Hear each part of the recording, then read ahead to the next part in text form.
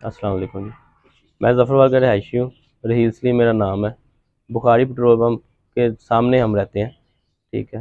हमारे घर में सुबह एक चोरी की वारदात हुई है।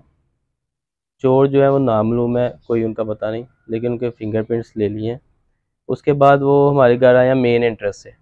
उन्होंने सारे घर के दरवाजे बंद किए हैं और जो जिस पोर्शन में कोई नहीं था उस पोर्शन में वो एंटर हो गए हैं। उसके बाद उन्होंने जो भी दरवाजे थे वो बंद वगैरह पहले ही कर लिए थे। तो वहाँ से वारदात करके कोई 15 साढ़े 15 तोले सोना था, वो लेके तो वो रफू चक्कर हो गया। लेकिन जो है क्राइम सीन वाले वो भी आए हैं। ठीक है। उसके बाद हमने रिपोर्ट वगैरह भी सारी दे दी है पुलिस को, तो फिंगरप्रिंट्स वगैरह ले गए हैं। ठीक है। अब देखें फिर वो क्या, अब हम इंसाफ देते हैं। अच्छा, ये बताएं कि टाइम कितने बजे था और आप लोग कहाँ थे, घर सुबह में कितने 7 लोग? बजे का टाइम था और 7 साढ़े 7 8 बजे का। और हम आधी से ज़्यादा फैमिली हम शादी पे गए हुए थे सियालकोट।